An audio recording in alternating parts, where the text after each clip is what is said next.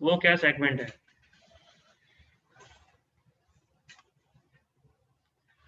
तो स्पॉट जो सेगमेंट है आपका, उसको हम कैश भी बोलते हैं। इसका जो दूसरा नाम है वो है कैश मार्केट।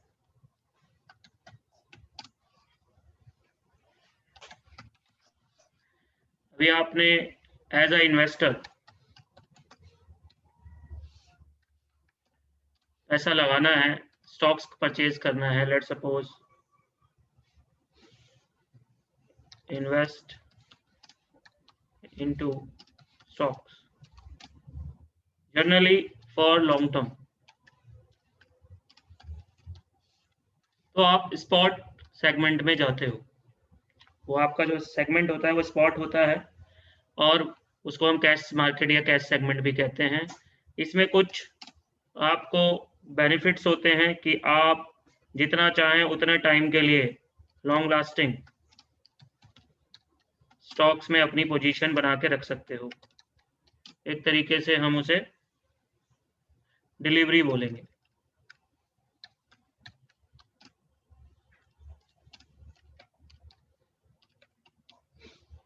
तो कहते हैं कि अगर हमें स्टॉक्स में डिलीवरी लेनी है तो मतलब हम कैश सेगमेंट में काम कर रहे हैं।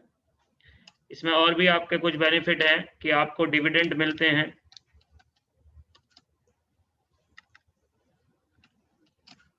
आपको बोनस मिलता है, बोनस शेयर जिसे हम कहते हैं। आप जब आईपीओ लेते हैं, इनिशियल पब्लिक ऑफर, तो वो भी कैश सेगमेंट में ही आपके स्टॉक आपको कन्वर्ट होकर आते हैं। तो ये तमाम बेनिफिट, क्योंकि आप स्टॉक होल्डर होते हैं, तो ये सब तमाम बेनिफिट आपको स्पॉट से ही मिलेंगे। यानी कि अगर आप स्पॉट मार्केट में ट्रेड कर रहे हैं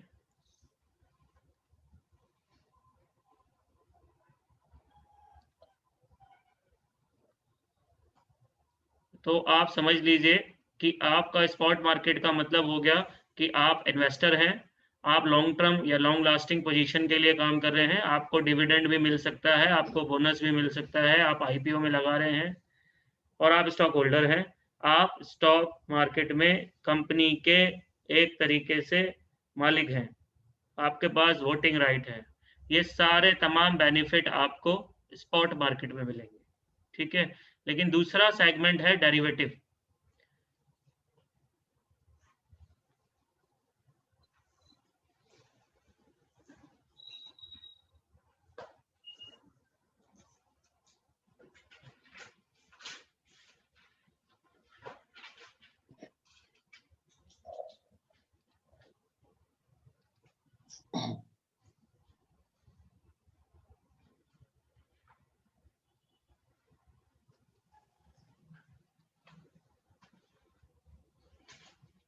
दूसरा सेगमेंट है डेरिवेटिव। ये वो सेगमेंट था जिसमें आपको ये तमाम बेनिफिट मिल रहे थे, वो स्पॉट था। अब हम बात करने चाहेंगे डेरिवेटिव की। डेरिवेटिव स्पॉट से ही बना हुआ एक सेगमेंट है। अगर स्पॉट का कोई वजूद नहीं है तो डेरिवेटिव का भी वजूद नहीं है। स्पॉट के बेस पे ड्राइव होने वाले प्राइस को ही हम डेरिवेटिव बोल रहे हैं। तो मतलब साफ है, स्पॉट है तो डेरिवेटिव है, स्पॉट नहीं है तो डेरिवेटिव नहीं है। तो अब बात करेंगे कि डेरिवेटिव है क्या। तो सबसे पहले आप समझ लीजिए, इसमें कुछ प्रोडक्ट्स आते हैं। हम डेरिवेटिव्स के प्रोडक्ट्स की बात करेंगे, जिनको आप टाइप्स भी बोल सकते हो, जैसे कि फ्यूचर कॉन्ट्रैक्ट,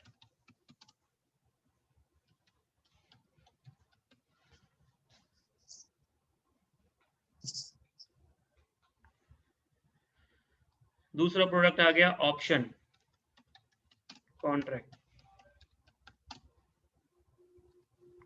तीसरा प्रोडक्ट आ गया स्वैप ऑप्शन। जब हम प्रैक्टिकली मार्केट में ट्रेड कर रहे हैं तो ये दो जो ऑप्शन हैं आपके, these two, future and option, ये ही यूज किए जाते हैं मोस्टली, ठीक है। अब इनका यूज कहाँ कहाँ है, पहले हमें ये जानना है।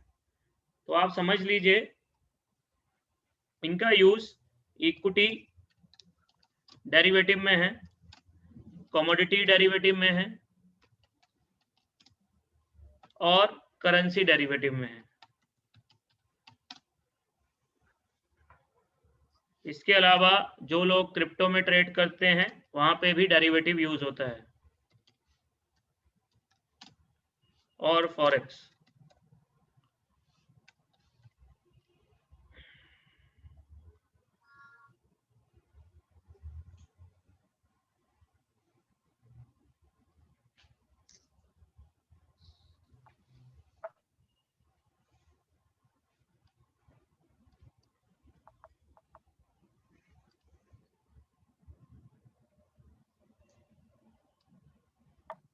ये तो मैंने बताया कि इनका यूज आप कहाँ कर सकते हो, ठीक है। Equity derivative, commodity derivative, currency, crypto और forex, future and option contract. अब मैं आपको बताऊंगा कि ये जो इक्विटी डेरिवेटिव है यही एकमात्र डेरिवेटिव है जब हम इक्विटी का यूज कर रहे होंगे। तो यहाँ पे जब हम देखते हैं कि जो लोग पैसा लगा रहे हैं स्पॉट में जब हमने स्टॉक को खरीदा और जो लोग पैसा लगा रहे हैं इक्विटी फ्यूचर में, ठीक है, ये दोनों तरीके का इस्तेमाल कर सकते हैं। स्पॉट में तो आप कर ही रहे थे, डेरिवेटिव में भी आप इक्विटी का इस्तेमाल कर सकते हैं, लेकिन कमोडिटी, करेंसी, क्रिप्टो, फॉरेक्स, इन दोनों की बात बाद में करूंगा, पहले कमोडिटी को बताऊंगा। कमोडिटी और करेंसी का स्पॉट सिर्फ इंडियन मार्केट में नहीं है। कहाँ नहीं है? इंडियन मार्केट में। अगर आप यही इंटरनेशनल मार्केट में जाओगे तो कमोडिटी भी है, करेंसी भी है, ठीक है, और क्रिप्टो भी है, फॉरेक्स भी है, सब में स्पॉट होता है। स्पॉट का अब मतलब पहले आपको अगर क्लियर होगा तभी आप डेरिवेटिव का मतलब ढंग से समझ पाओगे। स्पॉट का सीधा सीधा मतलब है कि आप स्टॉक को खरीद सकते हो लंबे समय तक, आपको कोई भी लिमिट नहीं है कि कब मर्जी बेचो, 10 साल बाद बेचो, 50 साल बाद बेचो, आप लंबे समय तक अपने पास एसेट बना के रखो। स्टॉक जब आप लॉन्ग टर्म में स्पॉट में खरीद रहे हो तो उसमें तमाम बेनिफिट आपको मिल रहे हैं। कमोडिटी जब आप खरीदते हो तो आपको कोई ऐसा बेनिफिट नहीं है। लेकिन जैसे कि मान लो मेरे को गोल्ड खरीदना है तो gold is a valuable commodity. अब वो मैं खरीदने का पर्पस है, मैं उसको घर पे लेकर आना चाहता हूँ, तो अगर मैं उसे घर में लेकर आके रखना चाहता हूँ तो वो फिजिकल एसेट होगी। तो वो जो फिजिकल एसेट कमोडिटी है वो मेरी फिजिकली रूप से मैं कहाँ से खरीदूंगा? मैं ज्वेलर्स के पास जाऊंगा, वहां से खरीदूंगा, ठीक है, लेकिन मार्केट में नहीं मिलेगी। अगर मैं स्टॉक मार्केट में जाके खरीदना चाहता हूं तो उसका सिर्फ मुझे फ्यूचर और ऑप्शन कॉन्ट्रैक्ट ही मिलेगा। ये बात समझ में आ रही है? जबकि मैं करेंसी को भी अगर इंडियन स्टॉक मार्केट या इन्वेस्टमेंट मार्केट में खरीदना चाहूंगा, कैपिटल मार्केट में, तो भी फ्यूचर और ऑप्शन के माध्यम से ही मिलेगा। आप डॉलर घर पे नहीं ला सकते, ठीक है, कि यहाँ पे आपको डॉलर मिल जाए और आप रख लो, ऐसा कुछ भी ऑप्शन नहीं है अवेलेबल। सिर्फ डॉलर का कॉन्ट्रैक्ट है और वो कॉन्ट्रैक्ट फ्यूचर का होगा या ऑप्शन का होगा। ये बात क्लियर है? अब बात आती है कि बाहर क्या होता है। बाहर, इंडिया के बाहर कंट्रीज में चाहे कमोडिटी हो, इक्विटी हो या करेंसी हो, फॉरेक्स हो, क्रिप्टो हो, कुछ भी आप स्पॉट में ले सकते हो, आपके अकाउंट में डिलीवर हो जाएगी डिलीवरी की तरीके से, और जब मर्जी जितना मर्जी टाइम तक रखना चाहते हो रख सकते हो। लेकिन यहाँ पे ऐसा नहीं है। अब मैं बार बार गौर कर रहा हूँ जितना मर्जी टाइम, तो टाइम का कहीं ना कहीं बाउंडेशन है डेरिवेटिव के अंदर, ठीक है। तो अब हम समझेंगे कि डेरिवेटिव है क्या। तो पहले तो हमें स्पॉट थोड़ा सा हमें बैक समझना था कि हम जो अभी तक ट्रेडिंग कर रहे हैं वो कौन सी मार्केट थी? वो स्पॉट थी। तो अब डेरिवेटिव में ट्रेडिंग कैसे करें और वो क्या चीज़ है और क्या रूल्स बदलने वाले हैं, हम उस पर अब गौर करेंगे। तो सबसे पहले मैं बता दूं,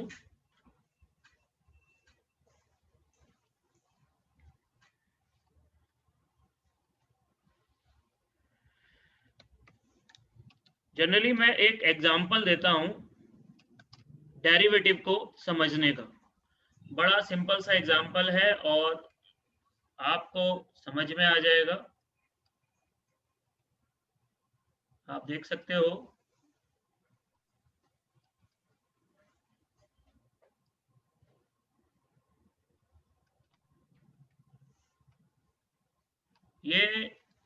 मैं एक हाउस बना रहा हूं,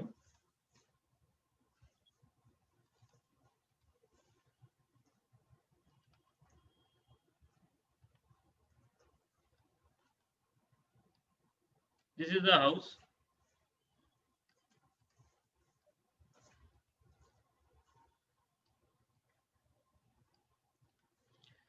अब लेट सपोज ये हाउस फॉर सेल है, हम यहाँ लिख देते हैं फॉर सेल, ठीक है। और इसकी कॉस्ट भी लिख देते हैं, कॉस्ट है 1 CR। क्लियर है? अब आपके पास खरीदने की फॉर परचेज स्कीम्स हैं। तो पहली स्कीम है कि आप अभी ऑन स्पॉट 1 CR दीजिए। कितना दीजिए? Total 1 CR। स्कीम नंबर 2, आप अभी सिर्फ 20 लाख दीजिए। और स्कीम नंबर 3 कि आप अभी सिर्फ 5 लाख दीजिए। ठीक है, ये सारा कुछ जो मैंने बताया, ये मैंने बोला ऑन स्पॉट देना है, तो मैं यहाँ पे मेंशन कर दे रहा हूँ ऑन स्पॉट।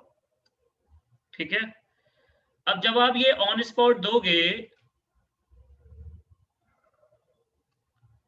तो पहली स्कीम के मुताबिक, this is your first scheme, according to that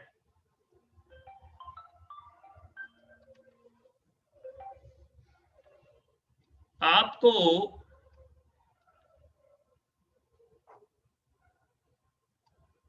इसकी की, यानी इस हाउस घर की आपको देखना है, मिल जाएगी। अकॉर्डिंग टू सेकंड स्कीम भी आपको मिल जाएगी, और अकॉर्डिंग टू थर्ड स्कीम भी आपको वो की मिल जाएगी। ठीक है, मतलब कि चाबी ले लीजिए और घर देख लीजिए, जिसको दिखाना है उसको दिखा लीजिए, कोई परेशानी नहीं है, इतना इन्वेस्टमेंट तो आप कर ही रहे। अकॉर्डिंग टू फर्स्ट स्कीम, अब बात करेंगे पेपर्स की, क्योंकि जब घर खरीदते हो तो पेपर ट्रांसफर होने चाहिए। तो जी पहली स्कीम के अकॉर्डिंग भी पेपर आपके नाम हो जाएंगे उसी समय ऑन स्पॉट, बट दूसरी स्कीम में आपके नाम पेपर नहीं होंगे। समझ रहे? यानी घर आपके नाम नहीं होगा। तीसरी स्कीम में भी पेपर आपके नाम नहीं होंगे। तो आप कहोगे जी पहली स्कीम में तो पूरे पैसे दे दिए थे, दूसरी स्कीम में 20 लाख ही दिए, 80 लाख नहीं दिए आपने, तो पेपर कैसे दे दें? तीसरी स्कीम में 5 लाख ही दिए आपने, तो पेपर कैसे दे दें? तो जी क्या कारण है वो मैं बताता हूं।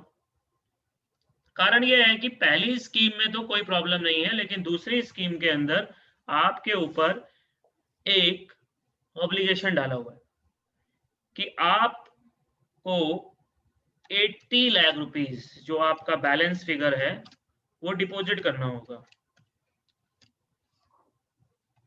Till 30 days. आपके पास 30 दिन का समय है। कितना समय है? 30 दिन का। तीसरी में भी आपको रेस्ट अमाउंट डिपॉजिट करना होगा, कितना है? नो, आपको डिपॉजिट करना होगा 1 CR।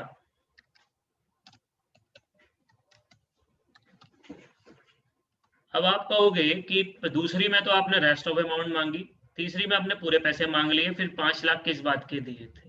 वो आपको समझना है कि जो सेकंड वाला आपका कैटेगरी था, स्कीम था, उसमें आपको एक बात बोली जा रही है। वो बात ये है जो मैं अब नीचे लिखकर मेंशन कर रहा हूं, सेकंड वाले की बात बोल रहा हूं। बात यह है कि किसी भी हालत में आप ऑब्लिगेट एज बायर और एज सेलर। अब यहां इस वर्ड का जो मतलब है वो आपको समझना है कि ये इस वर्ड का मतलब है क्या। इस वर्ड का मतलब है कि आप अपनी बात से मुकर नहीं सकते, आपको घर खरीदना ही पड़ेगा, आपको 80 लाख लेकर आने ही पड़ेंगे, आपके पास 30 दिन का टाइम है, उसी में जो काम करना है करना पड़ेगा। लेट सपोज कि घर अगर 1,25,00,000 का हो जाता है 10 दिन बाद, तो आपको फायदा हो जाएगा, क्योंकि आप कितने में लेने की बात कर रहे हो, 1 करोड़ में, और एज अ सेलर मुझे वो आपको देना पड़ेगा। ठीक है। जबकि अगर मैं बात करूं दूसरी के बाद तीसरी वाली कैटेगरी की, तो उसमें ऐसी कोई ऑब्लिगेशन नहीं है, नो ऑब्लिगेशन। यानी आपके पास राइट है, क्या है,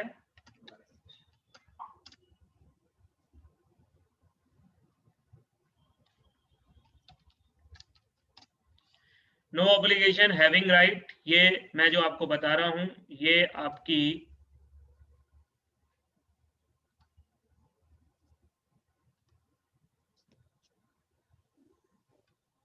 थर्ड कैटेगरी की बात बता रहा हूं। ठीक है, दिस वन। अब थर्ड कैटेगरी में क्या है, अगर आपको लगता है 30 दिन के अंदर कि मेरा मन नहीं हो रहा ये घर खरीदने का, तो आप बात से मुकर जाओ, नहीं खरीदना, कॉन्ट्रैक्ट पूरा मत करो, मत लो घर, आपको कोई कुछ नहीं कह रहा। आपने जो पैसे लगाए थे, कितने लगाए थे, 5 लाख रुपए, वो भूल जाओ, वो नहीं मिलेगा, हो गया। ठीक है ना। लेकिन सेकंड कैटेगरी में आपको खरीदना है और 80 लाख रुपए देने ही है। ठीक है।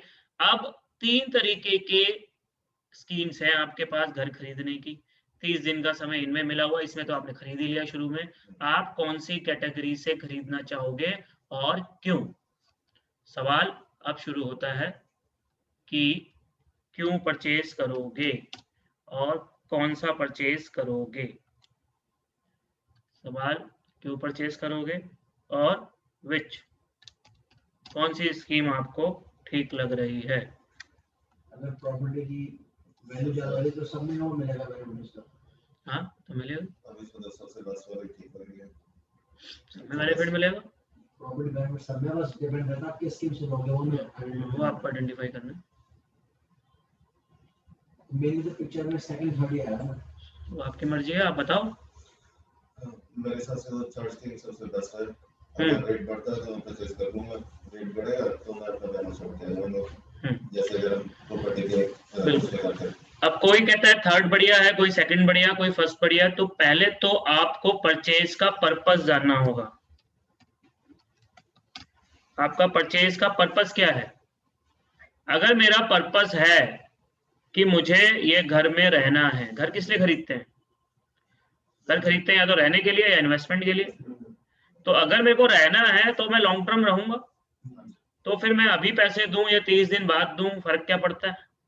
आई हैव अ मनी, और मैंने अगर लोन लेके भी दे दिया तो दे दिया ना मैंने पूरे पैसे, तो मैं ऑन स्पॉट देके चीज रख लेता हूँ। तो दैट इज इंपॉर्टेंट कि अगर मेरा पर्पस घर को रखने का ही है, माई पर्पस है रेसिडेंस, ठीक है, तो इसका मतलब है कि मुझे फर्स्ट कैटेगरी में जाना चाहिए। ठीक है ना, दिस वन। अब ये फर्स्ट कैटेगरी अकॉर्डिंग टू, अगर हम प्रॉपर्टी से हटके बात करें, स्टॉक्स की बात करें, अगर मेरा पर्पस है लॉन्ग टर्म का और स्टॉक को रखना ही है लंबे समय तक, 2 साल 5 साल 10 साल, तो फिर अभी मैं 30 दिन का समय लेके भी क्या कर लूंगा। ठीक है, मेरा पर्पस क्या है, लॉन्ग टर्म, तो फिर मैं स्पॉट मार्केट में जाऊंगा। तो first category is a spot. Clear हो गई बात? पूरे पैसे दे दिए, पेपर आपके नाम पे डिलीवरी पे स्टॉक ट्रांसफर हो जाते हैं, आपकी चीज हो जाती है। हाँ जी, तो ये हो गया आपका, आपके अकाउंट में इक्विटी में शेयर ट्रांसफर हो जाते हैं। This is called first category.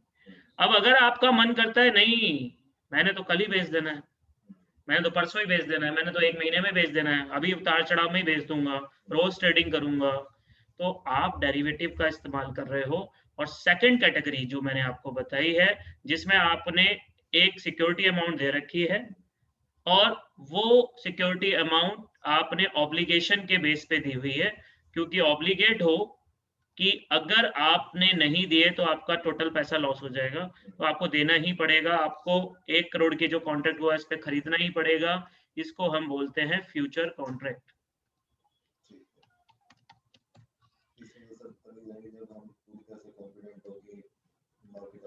बिल्कुल, ये स्पेकुलेशन के लिए है, ये हम इसका हेजिंग में भी यूज करते हैं, लेकिन फ्यूचर है क्या? फ्यूचर एक कॉन्ट्रैक्ट है, इसमें देखो ना आपके नाम पे स्टॉक हो रहा है, आपके नाम पे नहीं आएगा स्टॉक, जैसे यहाँ प्रॉपर्टी आपके नाम नहीं आई, स्टॉक आपके नाम पे कभी नहीं आएगा।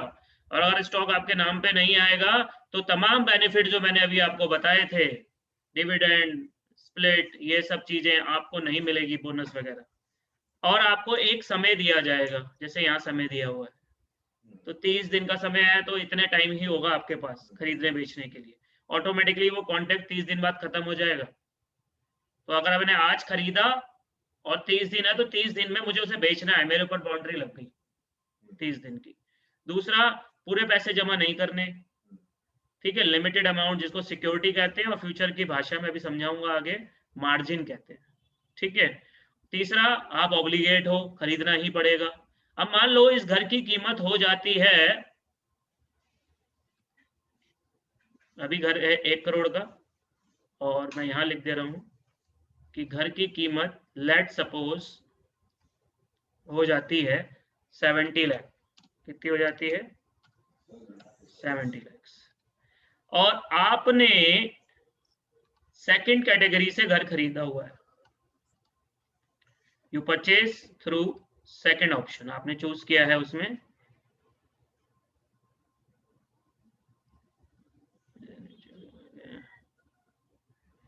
सेकंड ऑप्शन,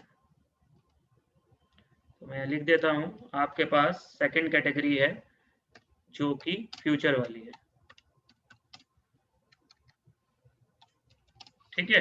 तो नाउ आप सेकंड ऑप्शन से घर खरीदते हो और वो 1 करोड़ से 70 लाख का हो जाता है with in 10 days. After 10 days मान लीजिए, जब आपने खरीदा उसके 10 दिन बाद, तो क्या आपको नुकसान हुआ है या फायदा? तो मतलब आपको लॉस हुआ है। कितना हुआ है? 30 लाख का लॉस हुआ है। क्या आप इस बात से, इस लॉस से बच सकते थे? क्योंकि आपने कॉन्ट्रैक्ट ले रखा था, नीचे गिरा, आपको नुकसान होना ही था, तो आपको पैसे जाएंगे ही जाएंगे। आप ऑब्लिगेट हो, आपको 1 करोड़ पे लेना पड़ेगा। आप ये कह सकते हो मैं नहीं ले रहा, मैं तो 70 लाख का मार्केट में आ रहा है, नहीं कर सकते।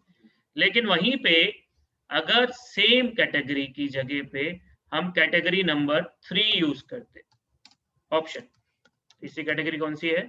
ऑप्शन है। अगर हम ये यूज करते, मैं यहाँ लिख देता हूं ऑप्शन,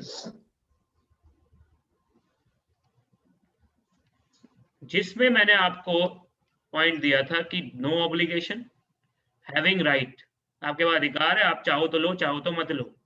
अब अगर कीमत 70 लाख हो जाती इस कैटेगरी के अकॉर्डिंग, तो आप क्या करते? आप लेते? नहीं लेते, यानी कि आप लैप्स कर देते, लैप्स द कॉन्ट्रैक्ट, राइट। अगर आप लैप्स कर देते तो आपका लॉस कितना होता? कितना लॉस होता जी? 5 लाख, ओनली 5 लाख रुपीस आपका लॉस होता तीसरी कैटेगरी के अंदर, चाहे वो 70 जाए चाहे 50 जाए, हमें कोई फर्क नहीं पड़ता, ठीक है। तो this is called option contract. तो this is the difference between future and option. Within 10 days, 10 दिन में प्राइस नीचे आ गया, 10 दिन में हमने 5 लाख रुपए नुकसान खा लिया, जो हमने प्रीमियम दिया था, जो हमने इन्वेस्ट किया हुआ था।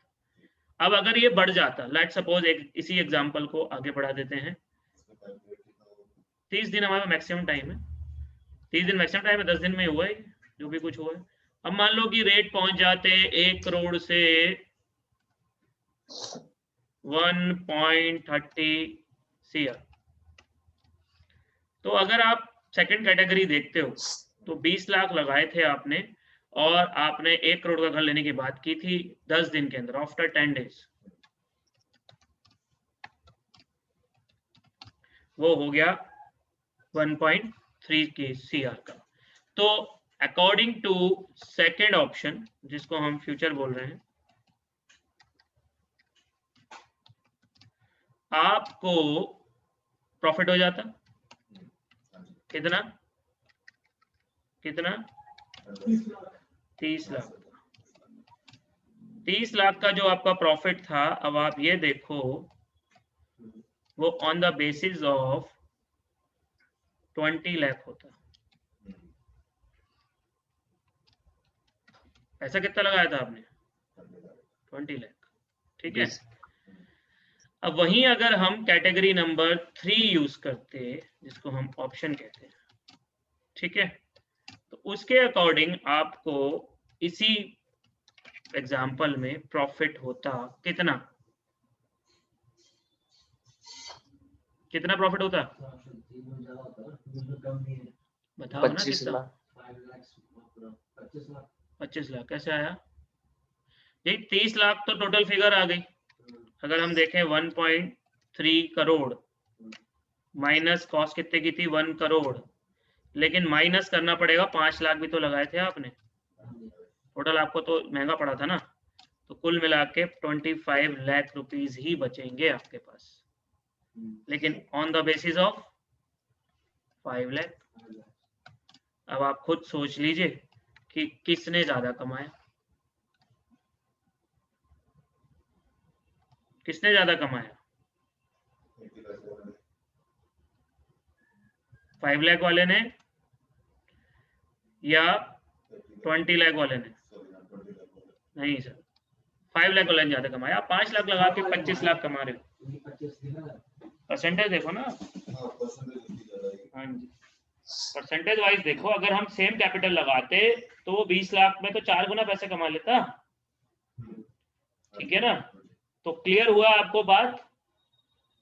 ठीक है। द पॉइंट इज दैट कि डेरिवेटिव के अंदर फ्यूचर और ऑप्शन दो कॉन्ट्रैक्ट होते हैं, और इन दोनों कॉन्ट्रैक्ट में फ्यूचर में ऑब्लिगेशन होती है, ऑप्शन में कोई ऑब्लिगेशन नहीं होती, उसमें सिर्फ राइट होता है। तो आप चाहो तो कम पैसे देके भी आप इन्वेस्टमेंट या ट्रेडिंग कर सकते हो। ऑप्शन में ऑब्लिगेशन, फ्यूचर में ऑब्लिगेशन।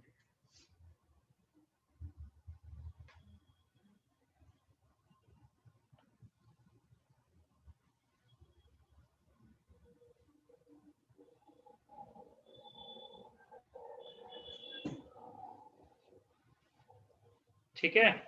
तो इस एग्जाम्पल को देने का पर्पस यही था कि आपको प्रैक्टिकली समझ में आए कि भाई 3 तरीके से आप एक ही स्टॉक को ट्रेड कर रहे हो। अब स्पॉट से भी कर रहे हो, फ्यूचर से भी कर रहे हो, ऑप्शन से कर रहे हो, लेकिन अलग अलग पैसा इन्वेस्ट करके। स्पॉट में आप 1 करोड़ इन्वेस्ट कर रहे थे। अगर हम स्पॉट की बात करें, आपने 1 करोड़ रुपए इन्वेस्ट किया, अगर 70 भी हो गया तो क्या हो गया? 30 लाख का नुकसान है। और अगर 31 हो गया 30 का फायदा, लेकिन 1 करोड़ पे 30 का फायदा है, तो परसेंटेज ऑफ प्रॉफिट आपका कम है। लेकिन मैं आपको बता दूं, ऑप्शन सबसे ज्यादा रिस्की है एज कंपेयर टू फ्यूचर, और उसके बाद स्पॉट। यानी सबसे ज्यादा रिस्की हुआ ऑप्शन, फिर फ्यूचर और फिर यानी स्पॉट सबसे कम रिस्की है। हाँ जी। तो रिस्क अगर आप इन्वॉल्वमेंट देखेंगे तो ऑप्शन में ज्यादा है, वो अभी आगे हम बताएंगे, आगे वीडियोस प्ले, आगे क्लासेस देंगे तो आपको बताएंगे कि ऑप्शन में रिस्क ज्यादा क्यों है, और बेसिक तौर पे फ्यूचर और ऑप्शन को हम इस्तेमाल कैसे करेंगे। ठीक है।